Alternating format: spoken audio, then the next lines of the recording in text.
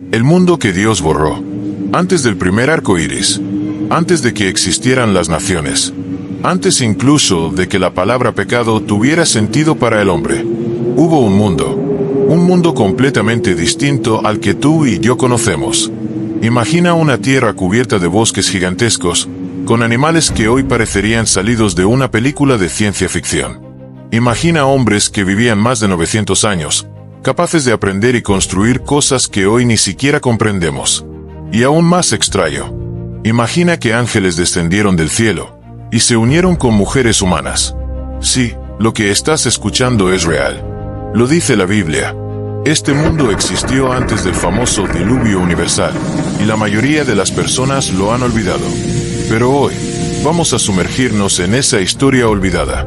Una historia de poder, rebelión, gigantes, y un juicio divino tan fuerte, que Dios decidió borrar todo rastro. Prepárate, porque estás por entrar a una de las partes más misteriosas y épicas de la Biblia. Un mundo borrado por Dios, y oculto a los ojos del tiempo. Cuando pensamos en el mundo antiguo, muchos imaginan gente vestida con pieles, viviendo en cuevas y apenas conociendo el fuego. Pero según la Biblia, el mundo antes del diluvio era completamente distinto. La gente vivía muchísimo tiempo. Adán, el primer hombre, vivió 930 años. Su descendiente Matusalén vivió 969 años, casi un milenio.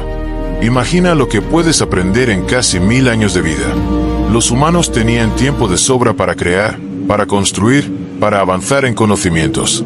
La Biblia menciona que ya existían personas que tocaban instrumentos musicales, como la lira y la flauta. Otros trabajaban con bronce y hierro, lo que quiere decir que sabían fundir metales. Tenían herramientas, ciudades, familias. Era una civilización completa. Pero no solo eso. También tenían algo que hoy ya no existe, una conexión especial con lo espiritual. Dios todavía hablaba con los hombres, y ellos podían sentir su presencia. Pero, lamentablemente, no todos lo obedecían. El mundo de antes del diluvio no era un mundo primitivo. Era una civilización llena de potencial, pero también llena de oscuridad. Algo muy malo estaba creciendo entre los hombres. Y eso cambiaría todo para siempre. En medio de ese mundo antiguo, ocurrió algo extraño. Algo que, si no estuviera en la misma Biblia, parecería sacado de una película de fantasía oscura. En el capítulo 6 del libro de Génesis, hay un pasaje que ha desconcertado a estudiosos por siglos. Dice así: cuando los hombres comenzaron a multiplicarse sobre la tierra y les nacieron hijas, vieron los hijos de Dios que las hijas de los hombres eran hermosas, y tomaron para sí mujeres, escogiendo entre todas. Génesis 6, 1-2. Pero, ¿quiénes eran esos hijos de Dios? Muchos expertos creen que no se refiere a hombres comunes, sino a ángeles caídos, seres celestiales que abandonaron su lugar en el cielo y bajaron a la tierra por deseo, por codicia, por orgullo. Ellos no debían cruzar esa línea, pero lo hicieron. Y cuando estos ángeles se unieron con mujeres humanas, el resultado fue una raza híbrida y peligrosa, criaturas que jamás debieron existir. A estos seres, la Biblia los llama Nefilim, gigantes, monstruos, seres que aterraban a los hombres con su fuerza y su violencia. Eran considerados los héroes antiguos, los famosos, pero no por su bondad, sino por su brutalidad. Fue en este momento que el mundo empezó a hundirse. La línea entre lo divino y lo humano fue rota. La tierra ya no era como Dios la había creado. El cielo se oscurecía, y una tormenta comenzaba a formarse. Y entonces aparecieron ellos, los Nefilim. El libro de Génesis los menciona claramente. Había gigantes en la tierra en aquellos días, y también después, cuando los hijos de Dios se unieron a las hijas de los hombres y ellas les dieron hijos. Estos fueron los héroes de la antigüedad, hombres famosos. Génesis 6, 4. La palabra Nefilim viene del hebreo, y muchos la traducen como los caídos, aunque otros creen que también puede significar gigantes. Pero estos no eran solo hombres grandes. Eran seres deformes, enormes, con fuerza sobrenatural. Muchos creen que medían entre 3 y 5 metros de altura, o incluso más. Pero lo más peligroso no era su tamaño, sino su naturaleza. No tenían alma pura. No eran completamente humanos, ni completamente ángeles. Eran una mezcla prohibida, un experimento celestial que jamás debió existir. ¿Y qué hicieron estos Nefilim en la tierra? Sembraron el terror. La Biblia no da todos los detalles, pero muchos textos antiguos, como el libro de Enoc, cuentan que los Nefilim enseñaron a los humanos magia oscura, armas de guerra, encantamientos, rituales prohibidos. Convirtieron al mundo en un campo de batalla. La violencia se multiplicó. La corrupción se extendió.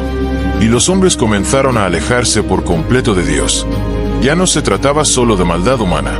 Ahora era una lucha entre razas, entre lo creado por Dios y lo que nunca debió ser creado.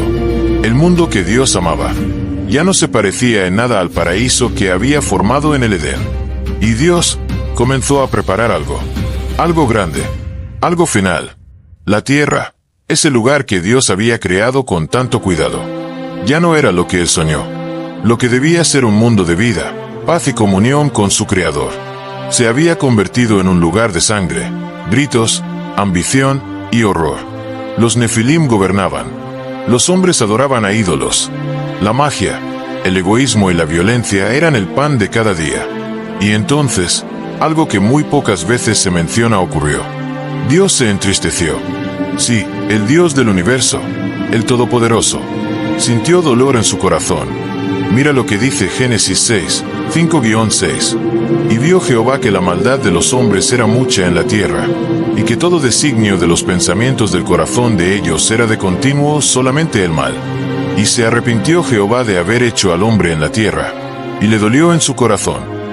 Imagina eso, la creación misma entristeciendo a su Creador. Pero Dios no es un espectador silencioso. Él actúa. Y fue ahí donde tomó una decisión que marcaría la historia del mundo. Raeré de sobre la faz de la tierra a los hombres que he creado. Génesis 6, 7. La sentencia estaba dada. Toda la humanidad sería destruida, desde los más corruptos hasta los más inocentes. Animales, gigantes, civilizaciones enteras. Todo desaparecería. Una gran limpieza, un reinicio total. Y así comenzó el plan del gran diluvio universal. Una tormenta que no sería solo de agua, sino de justicia, en medio de tanta corrupción, de ciudades dominadas por la violencia, de gigantes que reinaban con brutalidad. Había un solo hombre diferente. Su nombre era Noé. La Biblia lo describe con una frase que lo dice todo. Noé era un hombre justo. Era perfecto entre los hombres de su tiempo. Caminaba con Dios. Génesis 6, 9. Piensa en esto. Mientras el mundo entero se había perdido, Noé seguía buscando a Dios. ¿Te imaginas lo difícil que debió ser? No tenía iglesias. No tenía profetas. Nadie más lo apoyaba. Y aún así, cada día, Noé oraba. Noé escuchaba. Noé obedecía. Y por eso, Dios decidió salvarlo.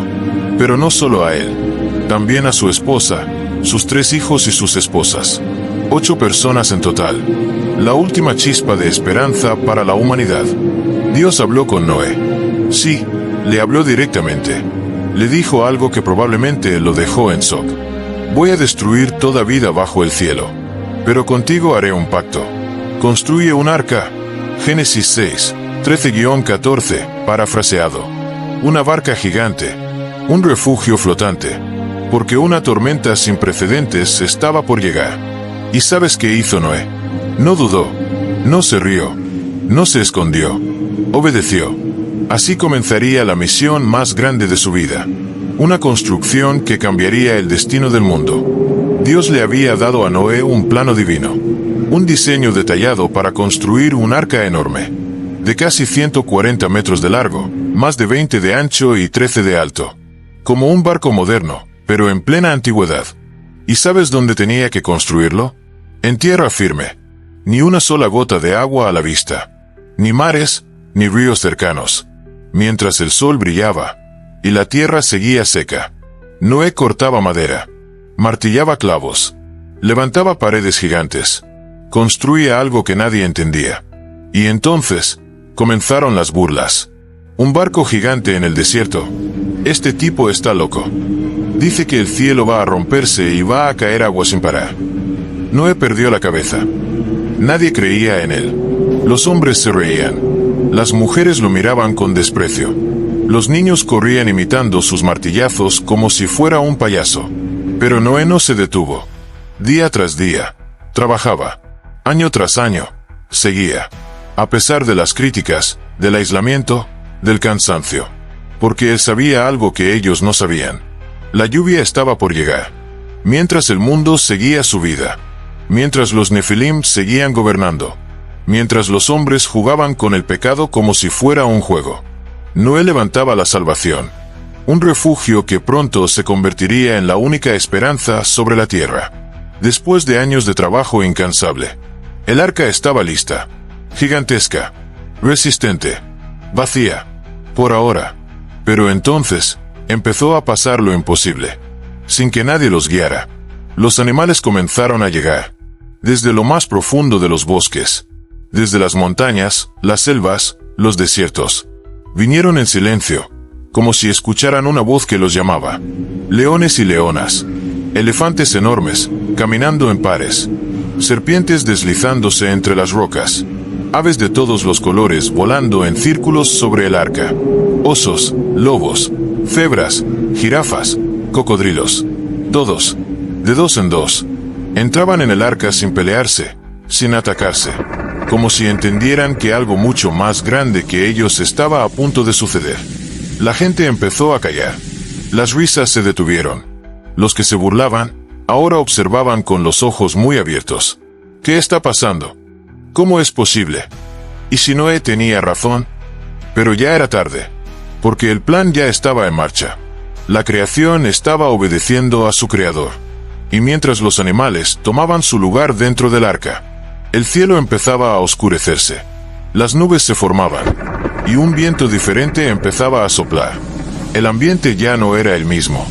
Algo se estaba preparando. Algo que jamás antes se había visto.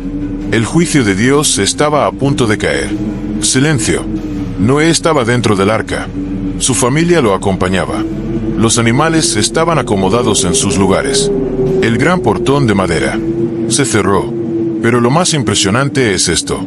Noé no lo cerró. Y el Señor cerró la puerta detrás de él. Génesis 7 y 16. Dios mismo puso el sello final. Un acto simbólico y poderoso. Ya no había vuelta atrás. Afuera, el cielo seguía gris. El viento había cambiado. El aire se sentía más pesado. Los pájaros ya no cantaban. Los árboles no se movían. Y entonces, ¡ploc! Una sola gota cayó del cielo. Golpeó el suelo seco. Y desapareció. Luego otra. Y otra más. Los niños la sintieron en sus mejillas. Los hombres miraron al cielo. Las mujeres se cubrieron los ojos. Y de pronto, el cielo rugió como nunca antes. Trueno. Relámpagos. Agua, agua, agua. Del cielo empezó a caer un diluvio tan intenso, tan violento, que la tierra no pudo resistirlo. Y no solo llovía desde arriba. El agua brotaba desde el suelo. Se rompieron todas las fuentes del gran abismo. Génesis 7 y 11. El planeta se partía desde adentro. Los ríos crecían como monstruos. Las montañas desaparecían bajo la espuma. Las ciudades se llenaban de gritos. Y los que se reían, ahora golpeaban la puerta del arca. Noé, ábrenos. Por favor, ten piedad. Salva a mis hijos. Pero ya era tarde. Dios había cerrado la puerta. Y cuando Dios cierra, nadie puede abrir. El juicio había comenzado. Llovió. 40 días. 40 noches. Sin parar. Sin descanso. El cielo parecía haberse roto. El agua caía como si el mar estuviera sobre las nubes. Y ahora se estuviera vaciando sobre la tierra. Las montañas más altas quedaron cubiertas. Todo lo que alguna vez caminó, voló o respiró, desapareció. Los árboles, los templos, las ciudades, las casas, los altares, las plazas, los reyes, los gigantes, los sabios, todos fueron tragados por el agua. Nada quedó. Y entonces, por primera vez en la historia del mundo, hubo un silencio absoluto. Ya no se oían risas, ni música, ni gritos, ni pasos, solo el viento. El crujido de la madera del arca flotando. el sonido lejano de una ola golpeando contra un tronco, o contra una montaña ya sumergida. En medio de ese inmenso mar, solitario, oscuro, una única estructura seguía en pie, el arca, flotando sobre el juicio, como un testigo silencioso del fin de un mundo. Dentro del arca, Noé y su familia cuidaban a los animales, oraban, esperaban, vivían entre sonidos de respiración, madera húmeda y esperanza. Sabían que todo había cambiado, pero también sabían que todo comenzaría otra vez. El agua lo había cubierto todo. Nada más se veía que un océano sin final. Día tras día, semana tras semana, el arca seguía flotando, guiada por la voluntad de Dios. Pero entonces, después de muchos meses, el viento cambió. Las nubes comenzaron a romperse. El cielo, por fin, mostró luz. La Biblia dice que Dios se acordó de Noé. Y Dios se acordó de Noé, y de todos los animales que estaban con él en el arca. Entonces hizo pasar un viento sobre la tierra, y disminuyeron las aguas. Génesis 8, 1. Y así, las aguas comenzaron a bajar. Lentamente, los árboles comenzaron a emerger. Las rocas, los bordes de las colinas. La vida quería regresar. Hasta que llegó el día. El momento exacto en que las olas cesaron y el arca dejó de moverse. Y reposó el arca sobre los montes de Ararat. Génesis 8, 4. Sí, el arca se detuvo en una montaña. Y ahí quedó, firme, como símbolo de resistencia, de obediencia y de fe. Noé envió un cuervo, pero no volvió. Luego, una paloma, y regresó sin encontrar descanso. Pasaron más días. Otra vez envió la paloma, y esta vez, volvió con una ramita de olivo en el pico. La tierra estaba viva otra vez, y Noé entendió. El juicio había terminado. Era hora de comenzar de nuevo. Pero el mundo al que saldría ya no era el mismo. El antiguo mundo, con sus ciudades, sus gigantes, su historia perdida, estaba enterrado bajo las aguas. Y lo que venía era un nuevo capítulo en la historia de la humanidad. Después de más de un año encerrados en el arca, el día había llegado. Dios habló de nuevo. Su voz rompió el silencio del interior de la embarcación. Sal del arca, tú, tu mujer, tus hijos y las mujeres de tus hijos contigo. Génesis 8 y 16. Y entonces, por primera vez después del diluvio, se abrió la puerta del arca. Un aire nuevo entró. Fresco, limpio, puro. Noé fue el primero en salir. Pisó la tierra mojada con cautela. No había huellas humanas, ni rastros de lo que alguna vez fue el antiguo mundo. Todo estaba en silencio. Todo era nuevo. Sus hijos salieron detrás de él. Luego sus esposas. Luego, uno a uno, los animales salieron del arca. Aves volaron por el cielo como si celebraran la libertad. Los felinos y los osos bajaron a las llanuras. Las jirafas miraban el horizonte. Todo comenzaba otra vez. ¿Y qué fue lo primero que hizo Noé? ¿Buscar comida? ¿Explorar la zona? ¿Construir una casa? No, lo primero que hizo fue levantar un altar. Y edificó Noé un altar a Jehová, y tomó de todo animal limpio y de toda ave limpia, y ofreció holocausto en el altar. Génesis 8 y 20. Un acto de gratitud. Noé no olvidó quién lo había salvado. En lugar de enfocarse en el futuro, primero miró al cielo. Y Dios respondió: nunca más maldeciré la tierra por causa del hombre. Génesis 8 y 21. Ese día, sobre un suelo húmedo y nuevo, nació un pacto eterno.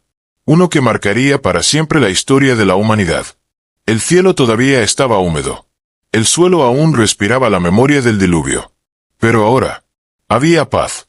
Dios miró a Noé, miró a su familia, y miró ese nuevo comienzo. Y entonces, pronunció palabras que marcarían un pacto eterno. Establezco mi pacto con ustedes, con sus descendientes, y con todo ser viviente que está con ustedes. Génesis 9, 9-10. Dios prometió que nunca más destruiría la tierra con un diluvio. Nunca más habría una inundación universal para borrar a la humanidad. Pero Dios no solo dio su palabra. Dejó una señal. He puesto mi arco en las nubes, el cual será por señal del pacto entre yo y la tierra. Génesis 9 y 13. Y ahí estaba, El primer arco iris, no un simple fenómeno natural, sino una promesa visual de que Dios estaba con los hombres. Una señal de esperanza, de misericordia, de paz.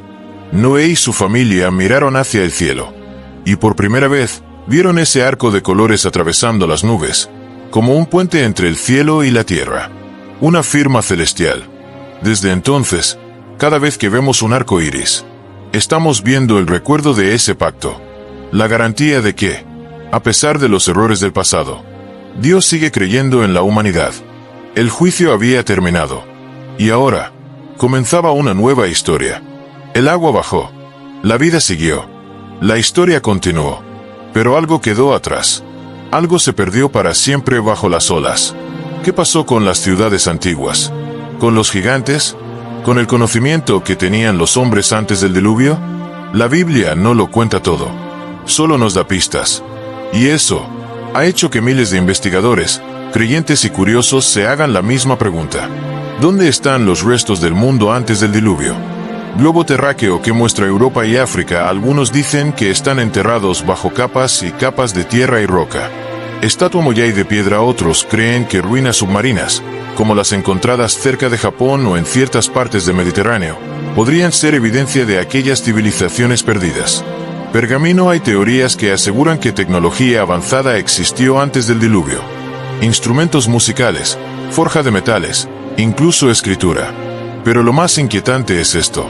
Nunca se ha encontrado un esqueleto confirmado de un Nepilim, ni una ciudad completa que se pueda atribuir directamente a ese mundo antiguo. Todo está bajo el agua, bajo el tiempo, bajo el misterio. Y aunque la ciencia moderna intenta explicar todo desde lo lógico, hay cosas que siguen sin respuesta. Tal vez Dios quiso que ese capítulo quedara cerrado para siempre. Un recordatorio de lo que ocurre cuando la oscuridad crece demasiado. Pero cada vez que miramos al cielo después de la lluvia y vemos el arco iris, recordamos que lo perdido también nos dejó una lección. El mundo antes del diluvio fue real, lleno de poder, belleza y oscuridad. Fue un tiempo donde los hombres vivían siglos, donde caminaban junto a Dios, pero también junto a gigantes y seres caídos. Un tiempo donde el conocimiento avanzó, pero el corazón humano se corrompió. Y cuando la maldad fue demasiada, vino el juicio, no por capricho, no por odio, sino por amor a la humanidad. Dios limpió la tierra, no para destruirla, sino para darle otra oportunidad. Hoy, miles de años después, ese relato sigue hablándonos. Nos recuerda que las decisiones que tomamos hoy pueden marcar el destino de generaciones. ¿Estamos construyendo un mundo como el de antes del diluvio? ¿O uno mejor? El legado del diluvio no está solo en el agua que cayó del cielo, sino en el mensaje que quedó en la tierra. Un mensaje que dice: mano blanca indicando hacia la derecha, Dios es justo, pero también es misericordioso. Mano blanca indicando hacia la derecha, la humanidad puede caer, pero también puede renacer. Y lo más hermoso es esto: cada vez que veas un arco iris, recuerda que no es solo algo bonito en el cielo. Es una firma de Dios, una promesa eterna, un recordatorio de que aún en medio del juicio, Él nunca deja de creer en nosotros. ¿Y tú? ¿Qué opinas del mundo antes del diluvio? ¿Crees que aún quedan secretos enterrados? ¿Podrían los Nepilim haber dejado huellas escondidas en nuestro mundo actual? Déjalo en los comentarios. Suscríbete para más misterios bíblicos y activa la campanita timbre de hotel, porque esto apenas comienza.